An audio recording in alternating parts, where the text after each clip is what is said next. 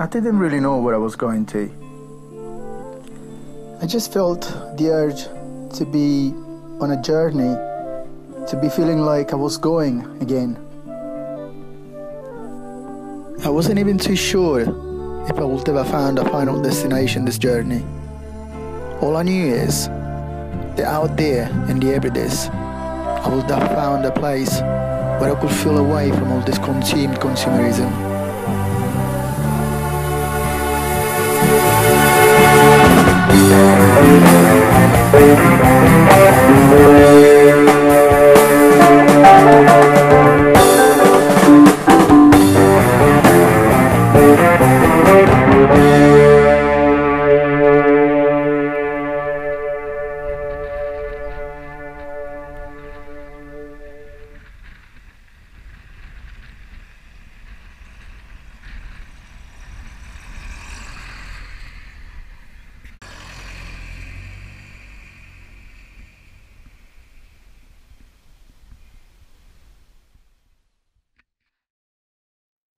At the northern tip of the Isle of Lewis lies the parish of Ness, offering a unique insight into the legends, lore and long-observed traditions that have shaped the island's unique identity.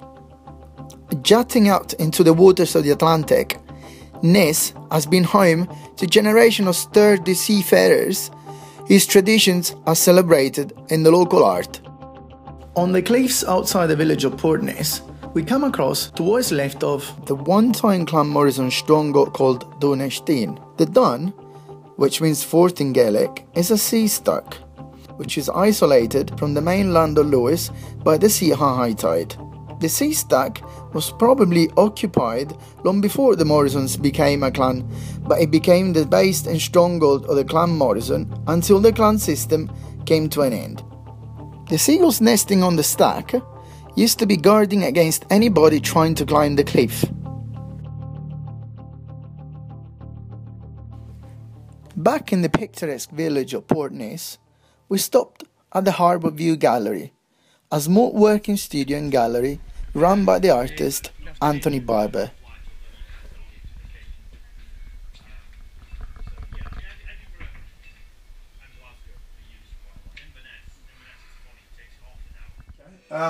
So how long have you been here for? When did you move here? I've been here for 21 years. Okay. I moved here in February 1994. Okay. You originally as a scene of on the tag there from Bradford? Staffordshire. Staffordshire. Yeah. And we lived in Yorkshire for 10 years. Oh, okay. So we moved here from Yorkshire. Okay. I studied architecture in Yorkshire. So. All right. Okay. Okay. Nice. Why did you choose Lewis? The first island we ever went to was the island of Mull, and okay. we liked Mull, and then we bought a book called An Eye on the Hebrides by Myri Hedwick that was a travel log with sketches, and she travelled through all the islands on the west coast. So because we got that book, we decided to see as many of the islands on the west coast that we could, and we both liked Skye, and I thought we would live in Skye, and then we saw this shape on the horizon, Skye one holiday, and said next year we'll go there.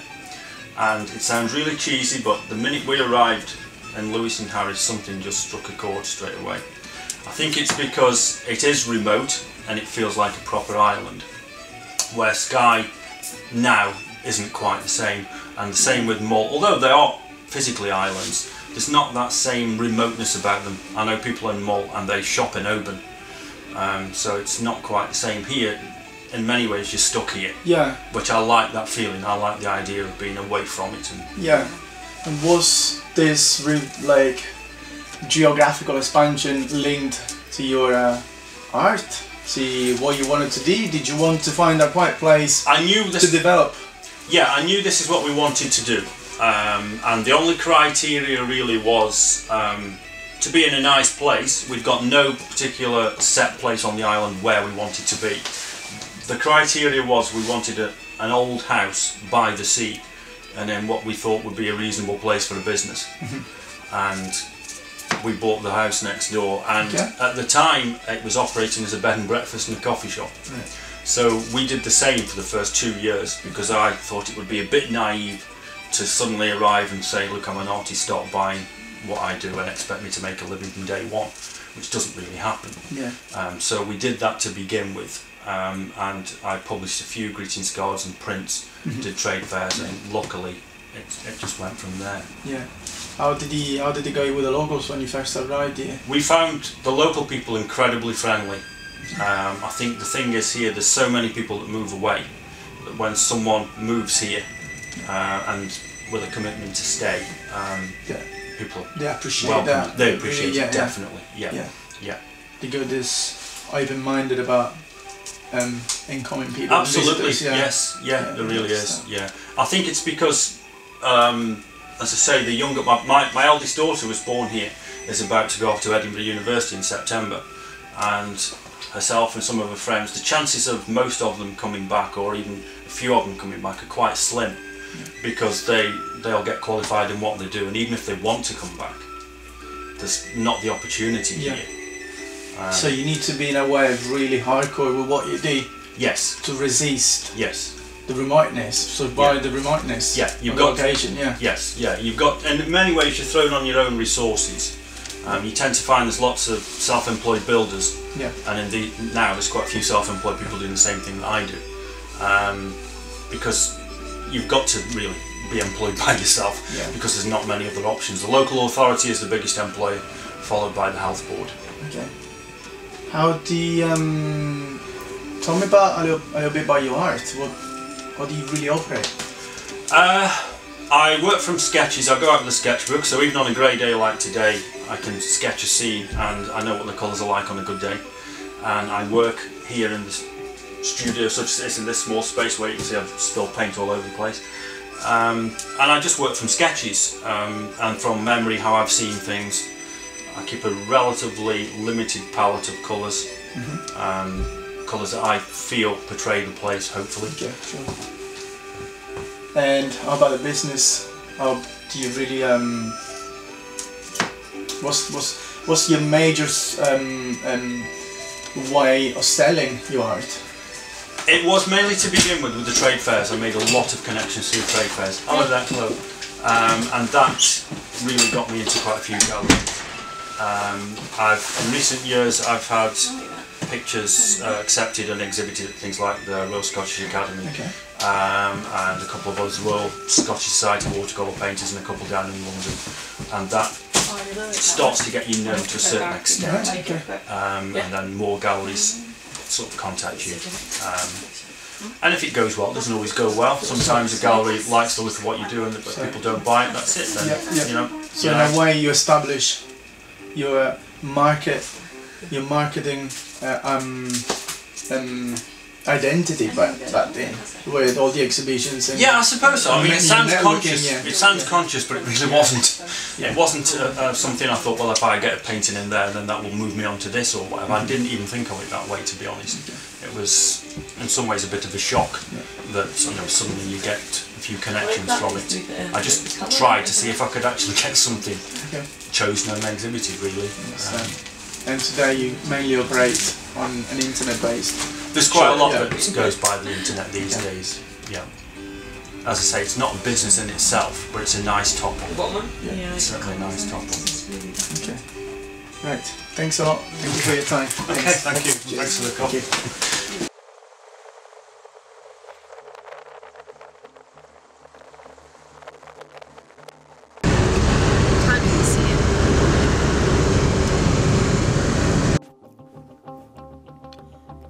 On the western coast of the Isle of Lewis, just west of Shabbost, stand a pair of thatched mill buildings set between Loch Roinovat and Loch Namoyl.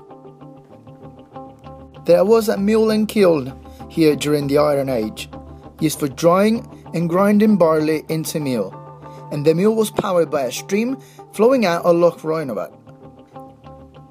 Corn and barley were staple crops on Lewis, and there were similar mills scattered throughout the islands. By the 1840s, there were hundreds of similar mills in operation, but they gradually fell out of use. The Shabbost mill is now the only working example of this traditional type of mill anywhere in the Western Isles. The process of rebuilding the two thatched buildings was begun by local school children and completed by the Norse Mill Society. The result offers a glimpse in the Viking history of life on Lewis. The location is picturesque, and the traditional thatched buildings really offer an appealing glimpse into a way of life that was essentially unchanged on Lewis for hundreds of years.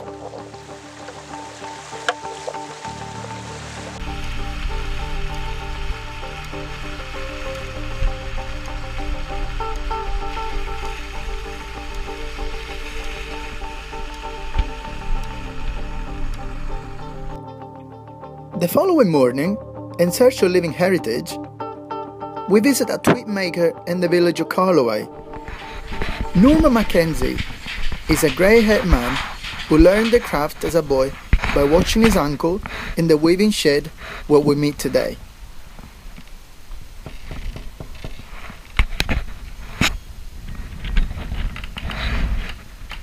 Can I? Oh yeah.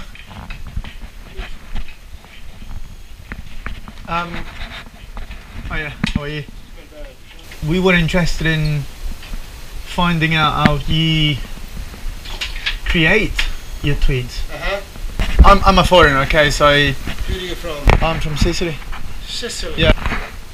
You been there? No, I've been to Sorrento. Oh right, yeah, that's nice. That's nice. The tourist Nice place. enough. Well, so is Well, Sicily in of some course. place. Otherwise, I'm an islander. Are you local? Yes. You from Lewis? Yes. Okay, so as an islander, you know, we got some tourist part, but always Hey, there's a rural traditional part of it as well. I'd love to go to Sicily. It's beautiful, but it's very hot during the summer. So yeah, if you wanna explain me what happens with the tweeds, why is it so precious as well? Right, let's get on. Front row here. Yeah, sure. Right there, Harris Tweed. Very famous product, well known all over the world. And it's been making it here for over 100 years, if not longer, Okay. and selling it abroad. Now, Harris Tweed has got its own trademark. This is it here. Yeah. Now, this is the orb and the cross. Now, I thought that was the Maltese cross, but I was told it was not. Do you know the Maltese cross? We do know the Knights of Malta. Aye. I think in the Maltese cross there's these scallops in it here. This trademark is over 100 years old, so it's been around for a long time. Also, Harris Tweed is the only textile in the world that's got its own trademark. Okay. So, as far as I'm aware, it's the only textile in the world. Now, what the trademark tells you about the product, first of all, is hand woven. Yeah. Now that's most unusual nowadays to get a hand woven product, especially the amount Harris Tweed is made in. Yeah. It's pure wool, and you can only call it Harris Tweed if it's made in the Outer Hebrides of Scotland. That's the only place in the world you can make Harris Tweed. Okay. It's like things like Parma ham and champagne. It's restricted forever. Now, there are 3 tweed mills. They're all in Lewis, the mills. There's none in Harris at all.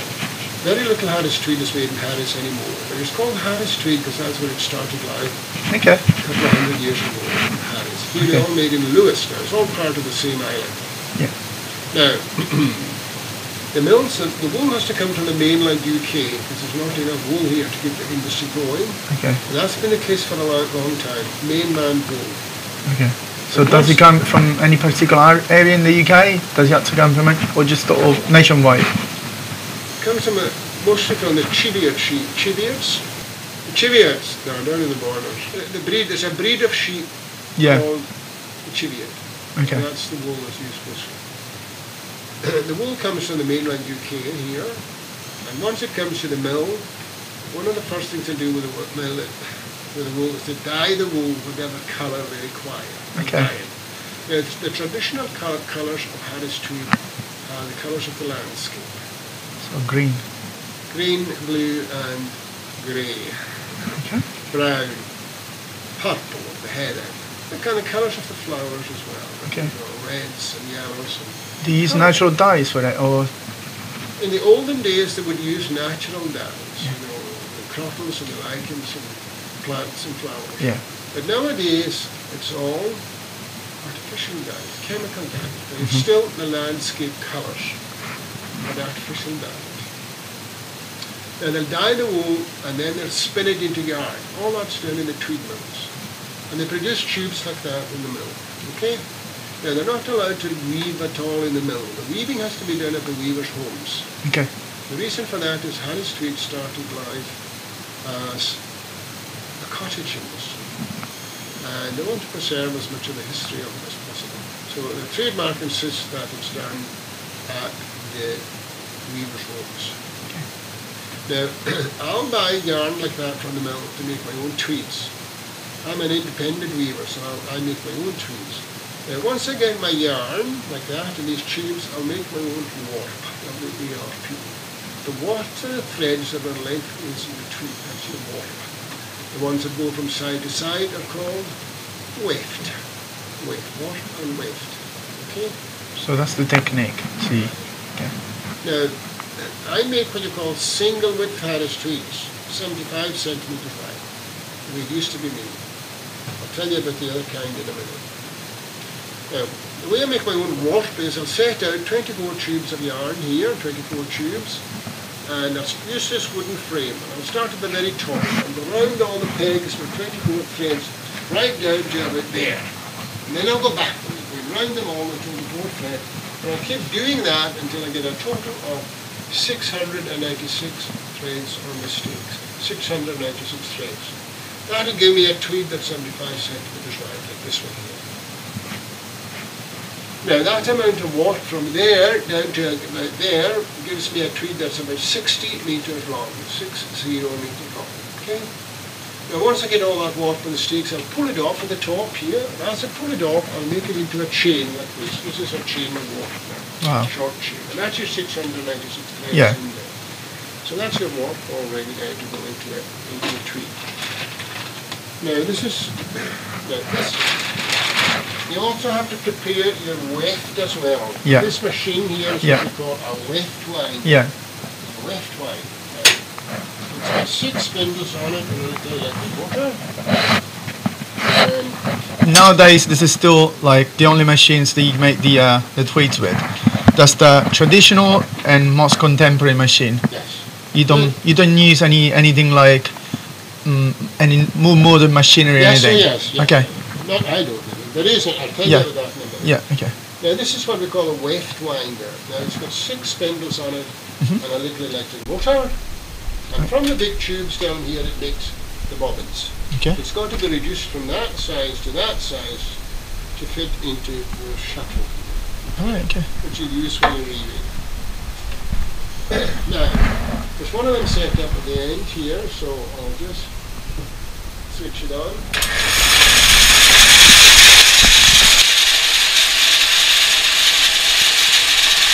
That's it filling up. Okay, once it's filling up, it's been gently lifted up onto the side, and when it's full like this, it'll fall off. And you just take it off and you slip on another one. Normally you have all 6 going at the same time, and when you do, you can fill a bucket full of bobbins, Okay. you know, at half an hour. Now, this particular machine is about 60 years old, and there isn't, for single width weaving, there's nothing more modern than this. Just to tell you. Now, if you like to go right round to the other side, right Yeah. round. Now, they started to make these looms in the early 1920s, about 90 years ago. Now, the Hattersley loom that you see in a minute has got an automatic flying shuttle. For 70 years, from the early 1920s to the early 1990s, all Harris tweed was made on a Hattersley loom like this. All Harris tweed was made in a Hattersley loom. Producing a tweed that, as I said, is 75 centimetres wide. What happened in the early 1990s was they moved on to double width tweeds. Bigger looms were made, newer looms, made a tweed that went from 75 up to 150 centimetre wide. Still hand woven, it's exactly the same product, just twice as wide. Because that's what the commercial buyers prefer now. They prefer to have the wider tweed. But this is, nowadays I reckon at least 95% of Harris tweed is made on the double width looms. There's still a niche market for single width tweeds though, for bespoke tailoring, for hand tailoring, and also for crafts. And that's the market I cater for. Okay, so that's a brief history of the loom situation, as far as Harris tweed is concerned.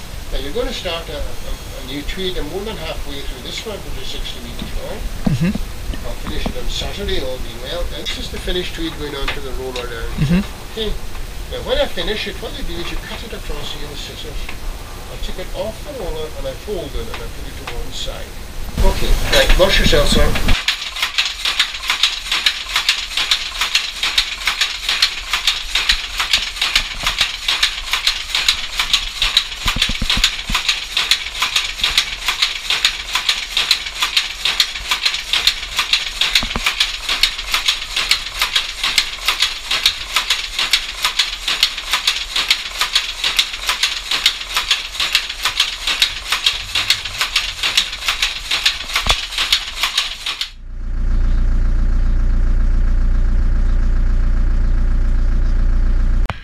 On the Atlantic coast of the Isle of Lewis lies peacefully the Garanian Black House village.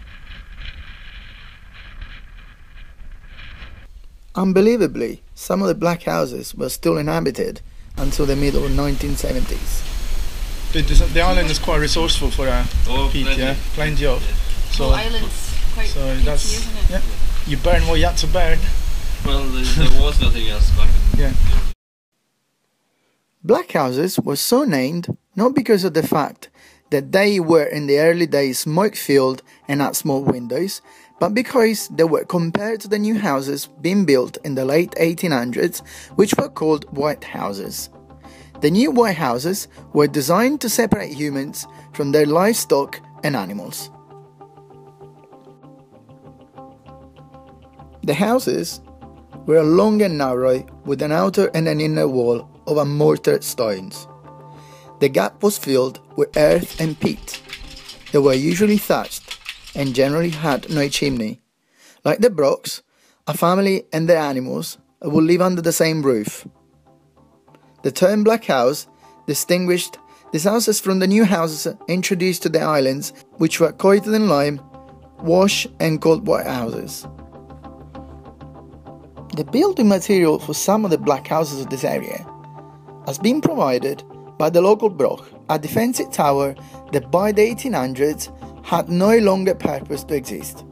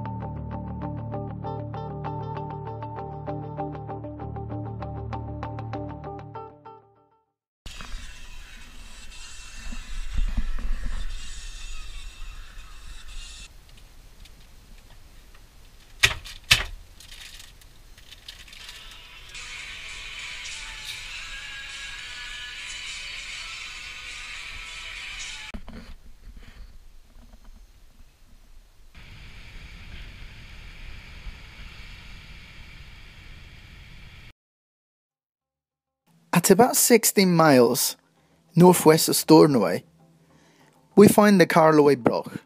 The Brochs were built as defensive residences for either important tribal leaders and their families, or for a really important member of the community at that time. Brochs were dry stone circular buildings. Brochs were formed by two concentric walls fastened together with flags at varying heights. Galleries were formed in the interspace, connected by stairs. There were no openings in the wall except a low door at the entrance to a passage to the inner court, which was open to the sky. Usually there was a guard cell in this passage. It isn't known exactly how long the Carloway Broch was in use for. However, it is known that it was in use in the 1500s. Originally the walls might have been about 30 meters high. The Broch's double wall is well preserved, showing tiers or galleries that were linked by a stone staircase within the hollow wall. The setting for Broch is really pretty. It is situated at the top of the hill, which of course makes perfect sense as it was designed as a means of defense in the Iron Age.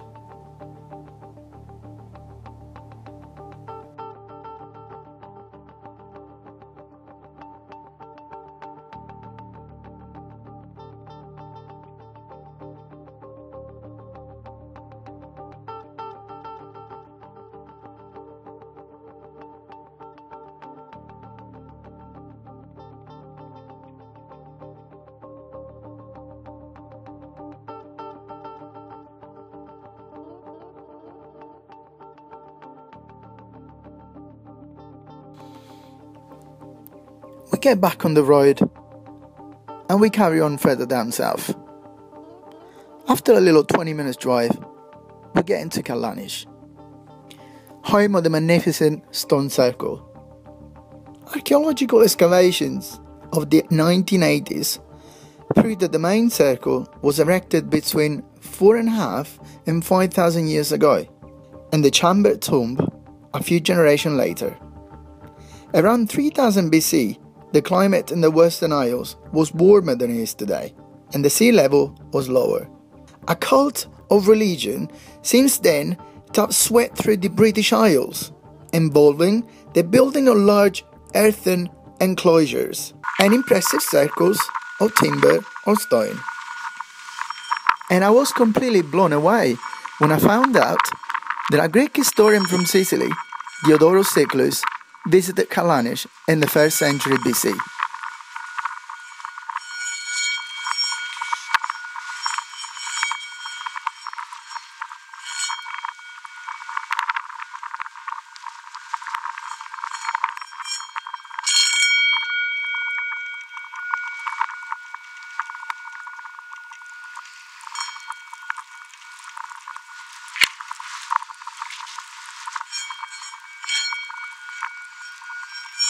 Whilst I was taking a walk through the stones, I meet Roger, an artist and a passionate of the stone circle.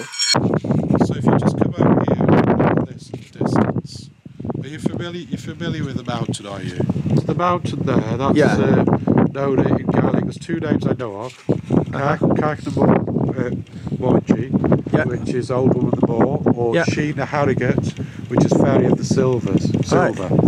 The moon, every 18 or 19 years, rises. 19 and a half, yeah? Well, 18 or 19 years for a period of around 2 years, once a month, is what actually happens to the eye, yeah? Okay. Now, you could say it's 18.61 if you want, where it's at its very, very closest, but it's so close that it occurs once a month for around about a period of about 2 years. It's been born as if it comes out to the sleeping woman there where the hump is, you know? Can you see her? Are you familiar with her? Yeah, I can see it. So the moon I can see the nose, exactly. the mouth and the chin, and where the moon would be born from. Yeah. And it only glides a couple of degrees above the horizon. Yeah. And then it floats and disappears behind this crag here, yeah? Alright. Now that all happened before the circle was built. Yeah. It always happened. Yeah. They had a crop here, they had crops here. So the moon would rise and set, They gradually realised this strange event was happening when they were growing crops. So eventually it was replaced with the stones at the age of the stones. About probably fairly early. It's fairly early. It's not the earliest, but it's a fairly early circle. So that's the sleeping woman and the lunar alignment. You go down the bottom of the avenue, then you see the whole thing again. The other side of the crag here. Yeah. You see the moon drop into the circle.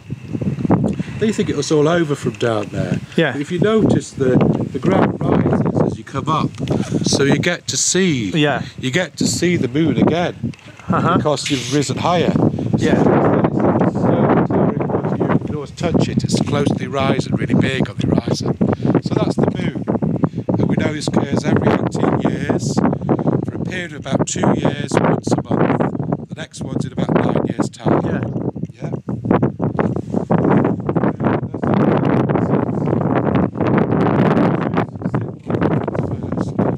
I was stood here at winter solstice and it was deep snow on the ground. Right. And but the skies were clear.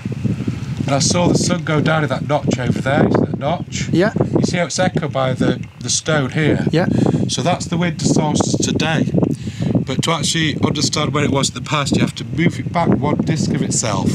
So it'd be like the gleam of the sun that would go down is there, or the top edge. Oh, right, okay. So it's very accurate, I believe. So that's the winter solstice. Very important to like to know when to ration your food, stuff like that, to get through the worst of the winter. Okay. There's also a very obvious symbolic image of you being an artist, you know. It's a very obvious phallic stone here. Very obvious phallic stone, yeah. Now, resembling. What a penis. Obviously, yeah, I know that, but I mean, is there like a? It's like fertility. The motif, yeah, exactly. Yeah, there you go. The purpose. Okay. It's fertility. Continue. Yeah. But on the other, next to, strangely enough, next to the phallic stone is the woman stone. If you come out, stand out here, you're to look into this area. You see, there's a face with dark hair streaming down. Yeah. You see this? It's like looking at images in the stone. Yes, I did, yeah. Because it stands next to the phallic stone, we think, yes, that was deliberate, maybe. But there's more to it than this. It's on alignment. It marks the midsummer sun rise for around 7 days. So if you come over here,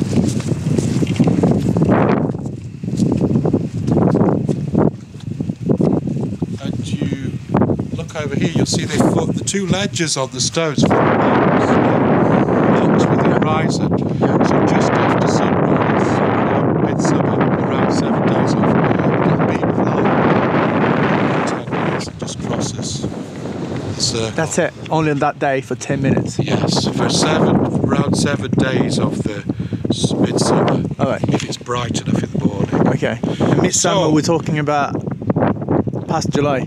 Just we're about to. Now, yeah. We're there now. Okay. We could be there now. Okay. It could be happening now. If it was bright enough in the morning, but yeah, we're lucky. Yeah. But it may be in the next few days. And look, right behind you.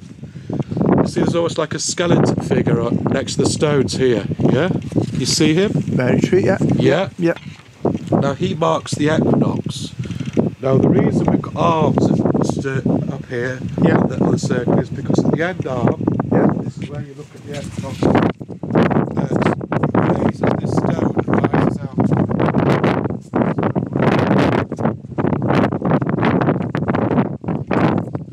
This stone here, look across at the here, and the sun on the equinox morning just comes out of it, yeah?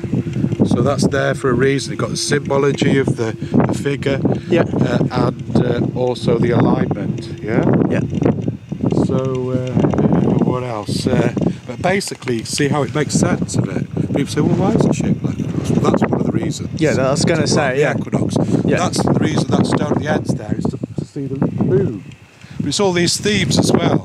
Yeah. These themes are, you've got the moon being born out of the mountain woman. Yeah. Yeah? Yeah.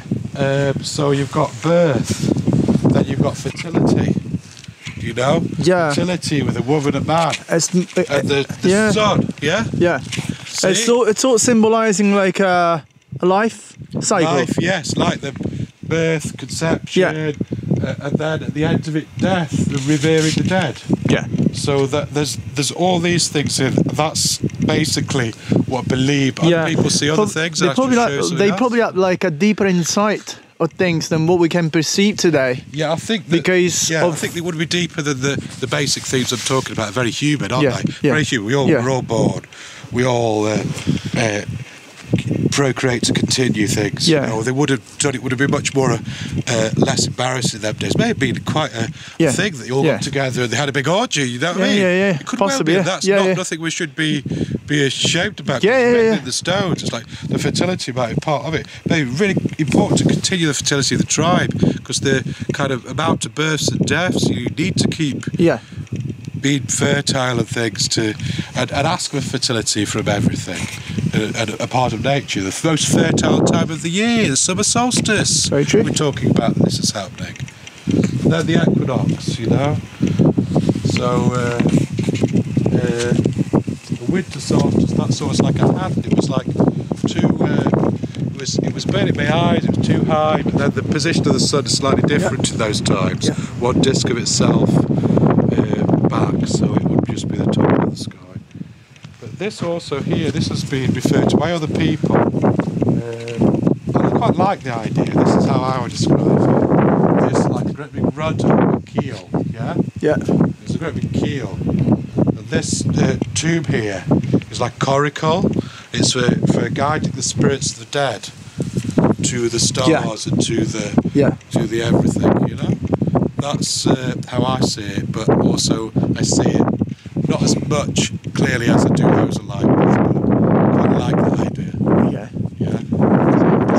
Center one, Like this middle keel, one is left in. Keel. Yeah. To guide the dead to Did you gather the speculations of some other stories, or? I think this is probably the most speculative, but Yeah. the alignment to the equinox works. This beam of light, this stone, that's there. The mountain goddess is there. You know what I mean? The moon rat is born from her. So they're kind of doing all these things together. There's about 20 other circles known of, many in ruins. Yeah. But they relate to this mountain. Yeah. Because of this special event. 20 or 20. around here. This Yeah, area. yeah. Then these was the main one, the pinnacle of it, of them all, or? It looks like it today. It looks like today, but another thing you can notice about this, it's got 13 stones. It's like 13 moons in the year. All right. Yeah. Yeah. So the ring, you know. So okay. But we don't know everything. We know bits. But I think the hillside here was sacred before the stones. How could they know the solar system so well back in those They had a days? long time to study it. They had a long time to study it. Before the circle was here, this was cropland. Yeah. This was still going on. Yeah. So someone would come along, they're doing the crops here. They said, oh look, that figure's got a face. And there's always got a body. It's like a lying woman. You know what I mean? Yeah. They would realise it because they're themselves. Yeah. And then when they choose the stones, they choose imagery because they're human beings. You know, and they can see that way. It's not just engineering. It's not just kind of scientific observation. Yeah. It's Natural perceptions. All these things together, Yeah. like make the knowing, don't they? You know? Very true. Yeah. So I'm convinced of that because it also relates to a lot of what we know about archaeology, where they put certain things in certain places. Yeah. So I'm convinced that this is quite symbolic of what is happening in those times, you know? Very true. Yeah. Very true. So there we go. Thank you so much. Thanks so much.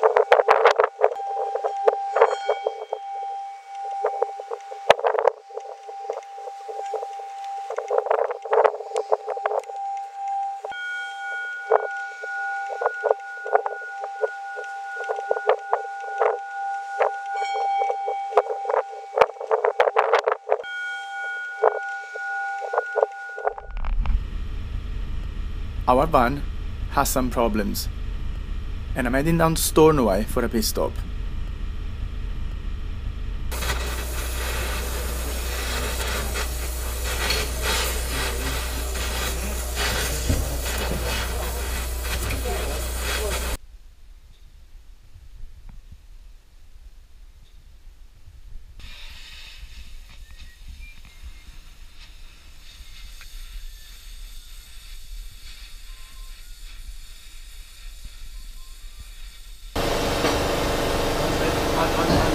Keep it down off the body a bit so. That's it. Don't rock against the body.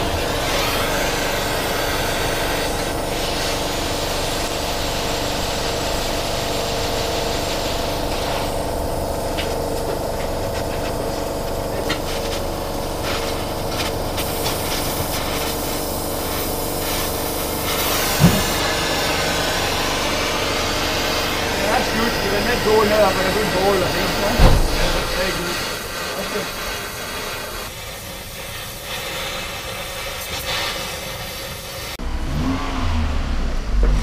Right, boss, thank you so much. Alright, wait till I come up with you then.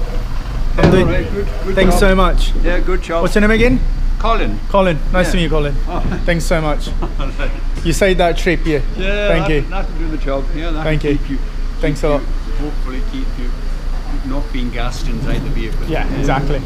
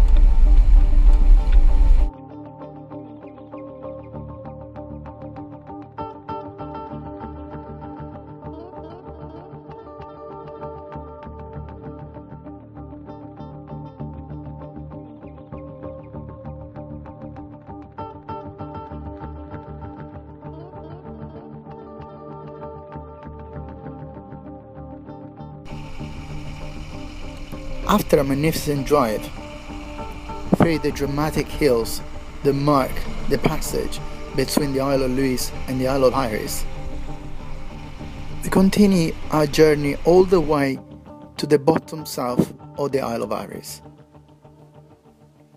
I've heard that around here, in the village of Rhodo, there is an iconic church that landmarks the territory.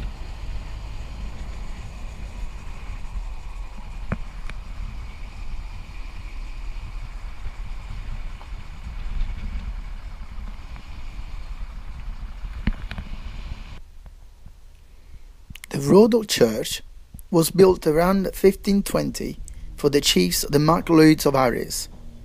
The MacLeods actually lived across the Minch at Dunvegan Castle.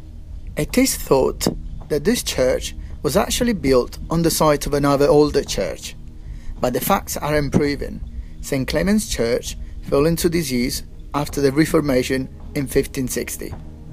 St. Clement's is considered to be one of the most outstanding church buildings in the Hebrides, the early section dating from the 13th century. The church is remarkable for possessing one of the most ambitious and richly carved tombs of the period in Scotland, that of Alexander MacLeod, known in Gaelic as Alasdair Crotach, said to have been the church's founder. By choosing to be buried in Harris, Alexander MacLeod was breaking with tradition, as the previous chiefs of his clan had until then been buried in Iona. The tomb is dated 1528, and its high-quality carved mural panels depict biblical stories. A stylized castle, a hunting scene, and a Highland galley. Images from the 1930s shows the galley carving intact, although it was subsequently damaged in the mid-20th century. The church is now under the guardianship of Historic Scotland.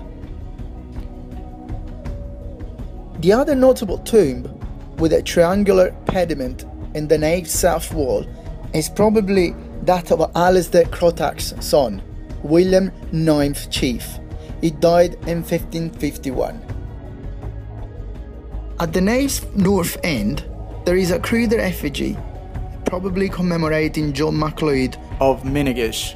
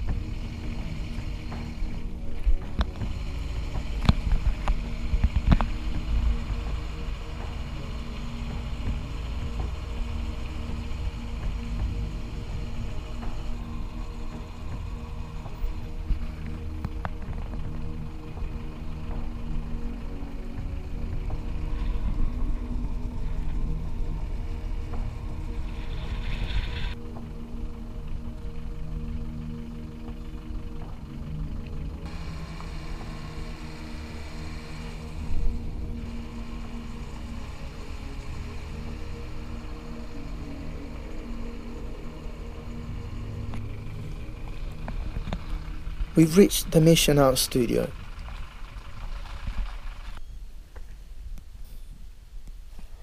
The building overlooks the desolate and stunning rocky landscape of the base of Harris. When I walked in, everything had an impact on me. The lighting, the sound, the space, and where every object was placed. The warmth of the context could be felt in the room. And to be honest, it felt like the whole thing was alive.